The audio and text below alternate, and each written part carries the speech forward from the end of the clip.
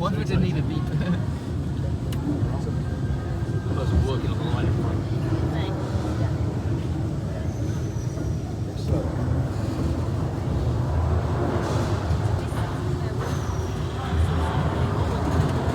Hello and welcome to Mail Rail. You're about to explore some of London's hidden underground postal railway. I'm Andy, your guide today, and I'm joined by Ray Middlesworth. Hi, Ray. Hi. I worked here as an engineer for 27 years, keeping the trains running. But not just any old trains. This unique narrow gauge railway was designed to carry mail, not people. So if you're feeling a little cramped, that's why. And although we have a driver today, the original mail trains were driverless. It was a huge network of automated electric trains running right under central London, carrying mail between main railway stations and sorting offices much faster than along the congested streets above our heads. And it's amazing to think construction of the railway began as far back as 1914, with the tunnels dug by hand. Work was put on hold during the First World War, but when the railway finally opened in 1927, it cut the journey time across London from a few hours to just 30 minutes. It was an engineering marvel. Mail rail ran almost non-stop, night and day, for over 75 years until 2003. As we explore, we'll be going back in time to see tunnels, loading platforms, and a few surprises. We'll be at our first stop in a few minutes.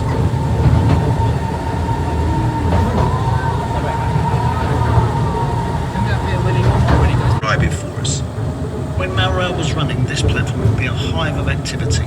You'd see people playing darts between the trains riding, guys conversing back and forth and wheeling work up and down. It was a noisy and lively place to work. Ray's going to tell you more about life working on the railway as we take a trip down memory lane through the many decades of mail rail. That's so cool. We're under Mount Pleasant sorting office, heading east to Whitechapel.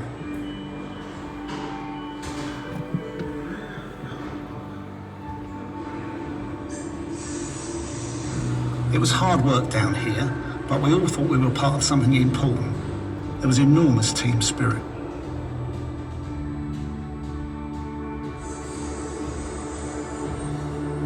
We seemed to get ourselves in the news a lot in the 90s. It didn't hurt that Bruce Willis made a film down here called Hudson Hawk.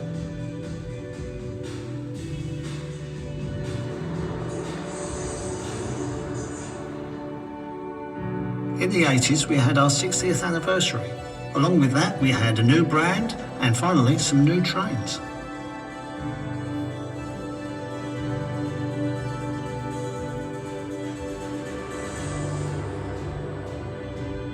I'll tell you two things that sum up the 70s. Postcodes made life a lot easier, and strikes made life not so easy.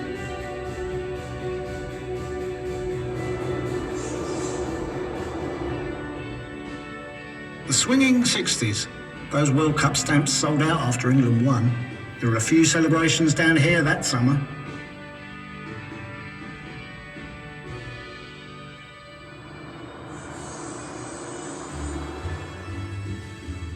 In the 50s, air travel became much more common, and so did airmail, and that meant even more of it travelled along mail rail.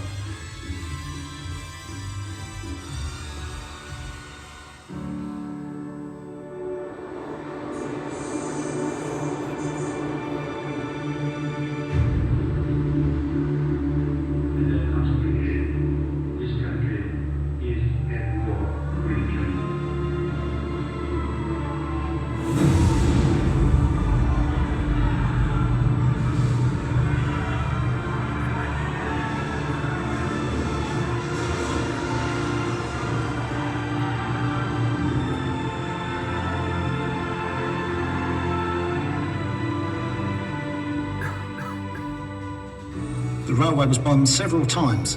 This station suffered the most damage when it was hit in 1943. Amazingly, the railway was back up and running the very next day. That reflected how vital the railway had become.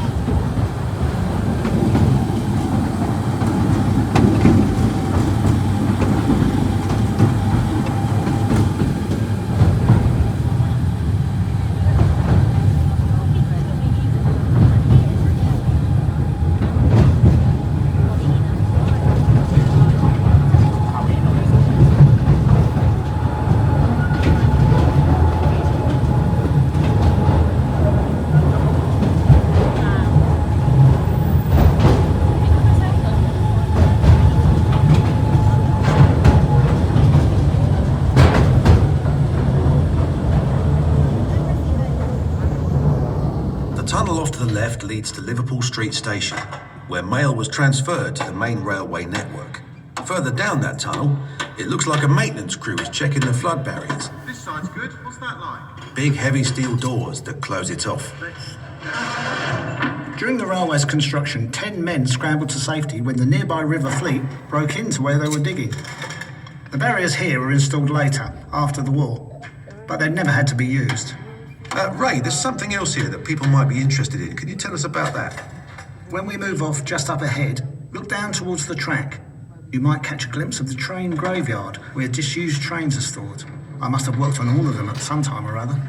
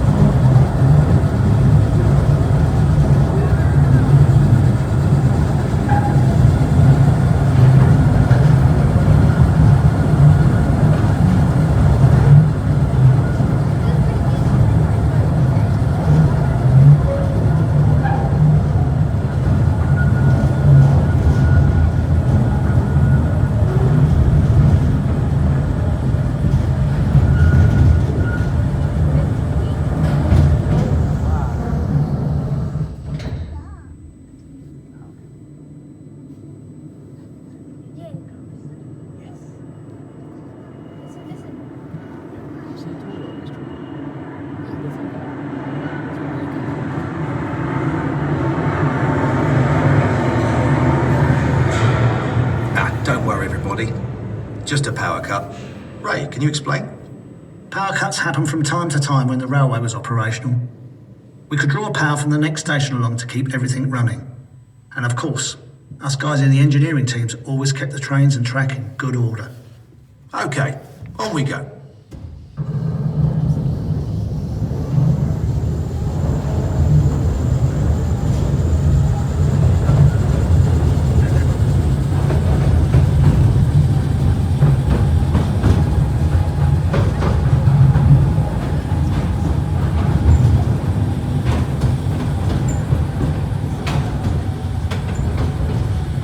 Now, let's go a bit further back, to the early days in the 1930s. Then there was no email, texting, or instant messaging. Whatever the message, it was sent through the post. So there was a lot of mail to move.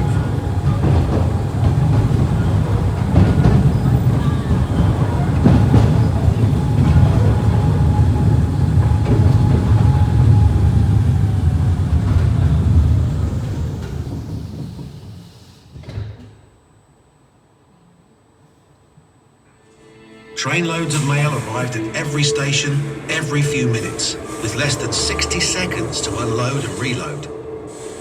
Let's follow a few of those letters. This is the Colonel. He's writing to the famous poet W.H. Jordan at the GPO Film Unit. This is Kathleen. She's keeping in touch with her sweetheart in the Navy. And this is Mary. Her letter is very special because it's going to a princess. Darling bird, that Navy is keeping you away from me for far too long, and everyone says a war's coming. I do hope they're wrong. Dear Mr. Bowler, I feel compelled to express my admiration for your work on the recent film about the night mail postal chain. Dear Princess Elizabeth, I am sending you a birthday card because my birthday is on the same day. I hope you will enjoy living in Buckingham Palace. I wish my daddy was the king like yours. Does he wear his crown all the time?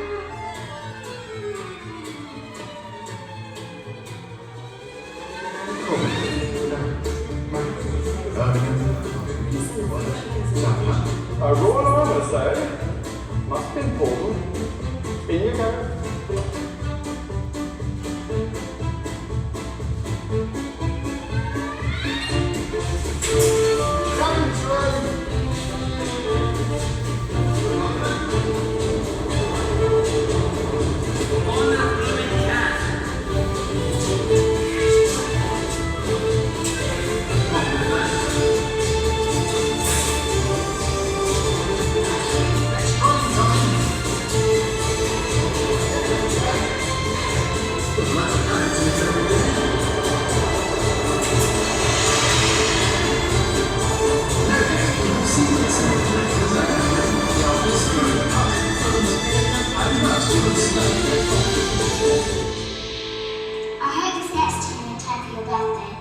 suppose you get lots of letters every day. Please read this one. Yours sincerely, Mary Reardon, age 11. I look forward to your next production with keen interest. Keep up the good work. Yours sincerely, Colonel Arthur Bingley Crouch, retired. Must go now, or I shall be late for work. Those frocks won't sell themselves. Take good care of yourself, Bert, my love. Kisses, your sweetheart, Kathleen.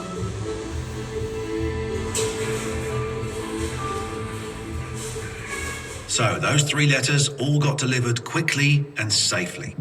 And so did the other 4 million which travelled along Mail Rail each and every day. You could say that Mail Rail was the beating heart of the British postal system.